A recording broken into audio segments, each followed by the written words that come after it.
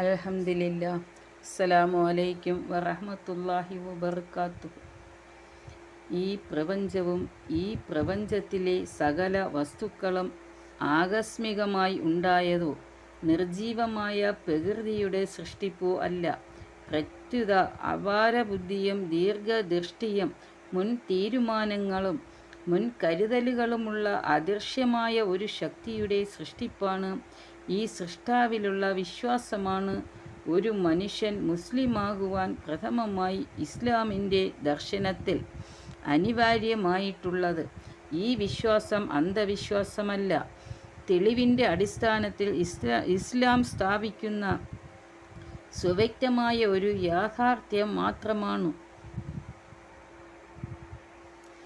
തലച്ചോറും മുൻ തീരുമാനവും പരസ്പരം വൈരുദ്ധ്യം നിറഞ്ഞ ഒട്ടനവധി സംഗതികൾ ചെയ്യുന്ന ഒരു ചെറിയ യന്ത്രമാണ് മനുഷ്യൻ്റെ തലച്ചോറ് അഥവാ മസ്തിഷ്കം. ഇത്രയധികം ഉദ്ദേശങ്ങൾ വെച്ചുകൊണ്ട് പ്രവർത്തിച്ചിട്ടും പിഴവുകളൊന്നും സംഭവിക്കുന്നില്ലെന്നത്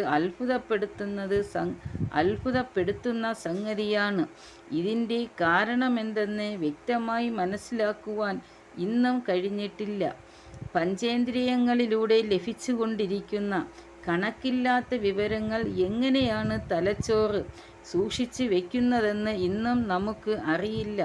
തലച്ചോറിന് ഏൽക്കുന്ന പരിക്കുകൾ മറ്റുള്ള അവയവങ്ങൾക്ക് ഏൽക്കുന്ന പരിക്കുകൾ പോലെയല്ല. അതിനാൽ വളരെയധികം ബലമുള്ള തലയോടിൻ്റെ ഉള്ളിലായി ഇത് സൂക്ഷിക്കപ്പെട്ടിരിക്കുന്നു. പ്രകൃതിയാണ് ഈ ധർമ്മം നിർവഹിച്ചതെങ്കിൽ പ്രകൃതിക്ക് മുൻ തീരുമാനവും ദീർഘദൃഷ്ടിയും മുൻ കരുതലും ഉണ്ടെന്ന് പ്രകൃതിവാദികൾ സമ്മതിക്കേണ്ടി വരും. ഒരു വീട്, അതിൻ്റെ പുറത്തേക്കുള്ള വാതിൽ വളരെ ബലമുള്ള മരം കൊണ്ട് നിർമ്മിക്കപ്പെട്ടിരിക്കുന്നു.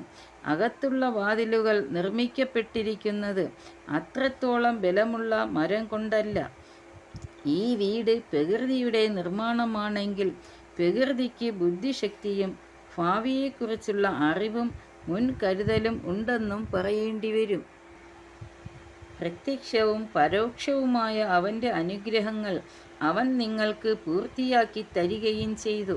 യാതൊരു അറിവോ മാർഗദർശനമോ വെളിച്ചം നൽകുന്ന ഗ്രന്ഥമോ ഇല്ലാതെ അള്ളാഹുവിൻ്റെ അസ്തിത്വത്തിൻ്റെ കാര്യത്തിൽ തർക്കിച്ചു കൊണ്ടിരിക്കുന്ന ചിലർ മനുഷ്യരിലുണ്ട്.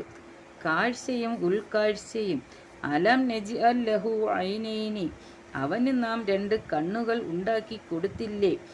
ഏറ്റവും ആധുനികമായ ഇലക്ട്രോണിക് ക്യാമറ പോലും സങ്കീർണതയുടെയും കാര്യക്ഷമതയുടെയും കാര്യത്തിൽ കണ്ണിൻ്റെ അടുത്ത് നിൽക്കുവാൻ പോലും അർഹതയില്ല. മനുഷ്യൻ നിർമ്മിച്ച ഒരു കണ്ണട ആകസ്മിക സംഭവമാണെന്നോ പ്രകൃതിയുടെ വരമാണെന്നോ പറഞ്ഞാൽ അത് അംഗീകരിച്ചു കൊടുക്കുവാൻ മനുഷ്യൻ്റെ അഹങ്കാരം ഒരിക്കലും അനുവദിക്കുകയില്ല. സങ്കീർണമായ ഒരു ഇലക്ട്രോണിക് ക്യാമറ പ്രകൃതിയുടെ സൃഷ്ടിപ്പാണെന്ന് പറയുന്ന പക്ഷം ഈ പ്രകൃതിക്ക് അപാര ബുദ്ധിയും ദീർഘദൃഷ്ടിയും മുൻ തീരുമാനവും വേർതിരിവും ഉണ്ടെന്ന് സമ്മതിക്കേണ്ടി വരുമല്ലോ. അസ്ഥികൾ കൊണ്ടുള്ള ഒരു ഗുഹയിലാണ് കണ്ണ് സ്ഥിതി ചെയ്യുന്നത്. മുൻകരുതൽ നാം ഇവിടെയും കാണുന്നു. കണ്ണിൻ്റെ മുൻഭാഗം തുറന്നാണ് സ്ഥിതി ചെയ്യുന്നത്. ഇതുകൊണ്ട് തന്നെ കണ്ണിന് അപായങ്ങൾ സംഭവിക്കുവാൻ സാധ്യതയുണ്ട്. ഈ സാധ്യത ഇല്ലാതാക്കുവാൻ വേണ്ടിയാണ് അസ്ഥികൾ കൊണ്ടുള്ള ഒരു ഗുഹയിൽ ആദ്യമായി കണ്ണിന് സ്ഥാനം നൽകിയിരിക്കുന്നത്. മറ്റൊന്നാണ് മുകളിലും താഴെയുമുള്ള 2 കൺപോളകൾ. ഇവ നേത്രഗോളത്തെ കൃത്യമായി മൂടുന്ന വലിപ്പത്തിലാണ്. അവ പൊടിപടലങ്ങളിൽ നിന്നും ചെറു പ്രാണികളിൽ നിന്നും കണ്ണുകളെ സംരക്ഷിക്കുന്നു. പോളയുടെ വക്കത്തുള്ള രോമങ്ങൾ പൊടിയും പ്രാണികളും മറ്റും കണ്ണിൽപ്പെടാതെ സംരക്ഷിക്കുന്നു. അമിതവും കഠിനവുമായ വെളിച്ചം കണ്ണിന് ഹാനികരമായതിനാൽ അത്തരം പ്രകാശം വരുമ്പോൾ പെട്ടെന്ന് കൺപോളകൾ അടയുന്നു. കണ്ണിനെ വൃത്തിയായി സൂക്ഷിക്കുവാൻ കണ്ണുനീർ ഉൽപ്പാദിപ്പിക്കപ്പെടുന്നു. ജീവാണുക്കളെ നശിപ്പിക്കുവാൻ സാധിക്കുന്ന സോം എന്ന എൻസൈം ഇതിലുണ്ട്. കണ്ണിനുള്ളിലേക്ക് കടക്കുന്ന പ്രകാശത്തിൻ്റെ അളവിനെ കൃഷ്ണമണി ക്രമീകരിക്കുന്നു.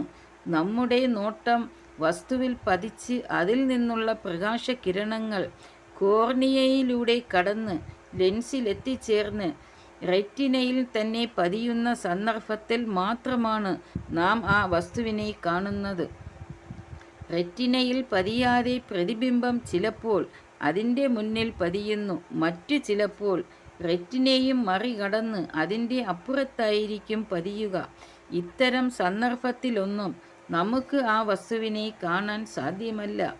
വസ്തുവിൻ്റെ പ്രതിബിംബം പതിയുന്ന സ്ഥലത്ത് തന്നെ റെറ്റിനയെ സ്ഥാപിച്ചത് ആരാണ്? ഇപ്രകാരം സ്ഥാപിക്കാത്ത പക്ഷം പ്രകൃതിയുമായി പൊരുത്തപ്പെട്ട് വസ്തുവിനെ കാണുവാൻ സാധിക്കുമെന്ന് ബുദ്ധിയുള്ള ഒരു മനുഷ്യനും പറയുകയുമില്ല. ഇതിനു വേണ്ടിയാണ് ചില മനുഷ്യരുടെ കണ്ണുകളെ പ്രതിബിംബം പതിയുന്ന സ്ഥലത്ത് കൃത്യമായി സ്ഥാപിക്കപ്പെട്ടിരിക്കുന്നതും അവസാനം ഇവർ കണ്ണടയെ ആശ്രയിക്കുന്നതും. അംഗവൈകല്യങ്ങൾ ഉള്ള മനുഷ്യരെ ദൈവം സൃഷ്ടിച്ചതിൻ്റെ ലക്ഷ്യം അവൻ്റെ ഈ നിർണിത വ്യവസ്ഥയും കണക്കും മുൻകരുതലും നഷ്ടപ്പെട്ടാൽ പ്രകൃതിയുമായി പൊരുത്തപ്പെട്ട് കാണുവാനും കേൾക്കുവാനും സംസാരിക്കുവാനും ബുദ്ധി ഉപയോഗിക്കുവാനും സാധ്യമല്ലെന്ന് മനുഷ്യരെ ബോധ്യപ്പെടുത്തുവാൻ കൂടി ആയിരിക്കാം. ചിലപ്പോൾ മറ്റു ചില കഴിവുകൾ അവന് നൽകിയേക്കാം. ഉൾക്കാഴ്ചയുള്ള മനുഷ്യന് ദൈവത്തിൻ്റെ അസ്തിത്വം മനസ്സിലാക്കുവാൻ അവൻ്റെ ബാഹ്യമായ കണ്ണുകളിൽ കാണുന്ന അത്ഭുത സൃഷ്ടിപ്പ് തന്നെ ധാരാളം മതിയാവുന്നതാണ്. ബാക്കി ഭാഗം അടുത്ത വീഡിയോയിൽ. അസ്സലാമു അലൈക്കും വറഹ്മത്തുള്ളാഹി വബറകാതുഹു.